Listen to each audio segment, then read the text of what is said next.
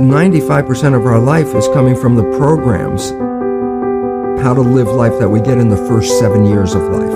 And that's why poor people stay poor and rich people stay rich. The movie The Matrix is not science fiction. It's a documentary. Every human, and it's a fact, every human first 7 years is download hypnosis. The brain of a child under 7 is in a lower vibrational frequency. When you put wires on a person's head, you read electroencephalograph, reading brain activity. A child below 7 has a lower vibration than consciousness. It's called theta. Theta is imagination. Oh, that's how kids play a tea party with mud pies, but to them it's a real thing. A kid rides a broom, it's a horse. That's theta, imagination. Theta is also hypnosis. And the idea is this: before you can become conscious, if you don't have any programs, what are you going to be conscious of? What kind of programs are required to live on this planet? I say, how do you get them? Theta is hypnosis. You just watch. You watch your parents, you watch your siblings, and your community, because you have to learn how many 100,000 rules. Think about it. Just to be a functional member of a family and a functional member of a community, there are rules. Teach an infant these rules. It's like, oh, you don't have to. First 7 years, they observe it and just download it. Look, this is not new. I mean, there's the famous book, Rich Dad, Poor Dad. Sure. And basically said you come from a poor family and you could struggle your whole life and try to get rich, but you're not going to make it. And if you come from a rich family, you could be stupid your whole life and make it. Not because it was thinking, but it was unconscious behavior that was downloaded from rich families into kids. They're making the right moves unconsciously, but it's unconscious. And that's the same thing with poor people. Poor people have beliefs from the family. Oh, you can't make it. Life's a struggle. Things are hard. Who do you think you are? And if that's the program you get, then 95% of the day you will sabotage yourself. And that's why poor people stay poor and rich people stay rich, because the programming. 95% of our life, this is a fact, comes from those programs in the subconscious.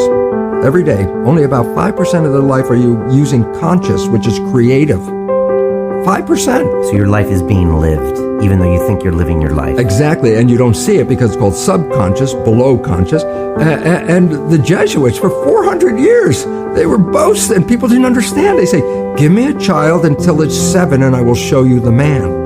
They've been saying that for 400 years because they knew 7 years was the program period. And 95% of your life after that will be whatever that program is. You don't have to try and think about what happened. I just say, look at your life. The things you like that come into your life come in because you have a program that supports them. But anything you struggle with, work hard at, put a lot of effort into making it happen, why you're working so hard, inevitably you have a program that doesn't support that conclusion and you're trying to override the program. The conscious mind is creative and can learn in any number of ways. Read a self-help book, go to a lecture, listen to this program, and conscious mind's going to get some awareness. And I go, yeah, but subconscious mind doesn't learn that way. I go, right, it doesn't. Subconscious mind learns in 2 fundamental ways naturally. Hypnosis, which is the first 7 years. And after age 7, how do you put new programs in? Repetition. Practice. You want to drive a car, you didn't learn how by just getting in the seat and put the key in. You had to practice driving the car. You want to learn the alphabet. How many times did you go from A to Z? Try to go to A to Z before you can complete it. And once you completed it, you didn't have to go back and do it again. So 2 phases. You want to train the subconscious mind. Hypnosis. Repetition.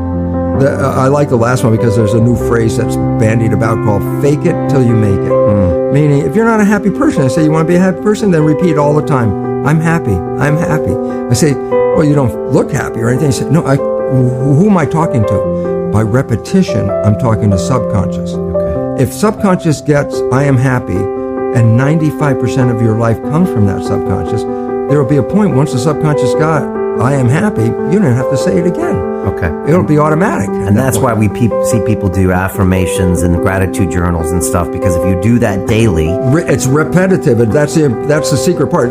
Putting a sticky note on the refrigerator is more like a suggestion, but it's not a repetition. So it doesn't work very well.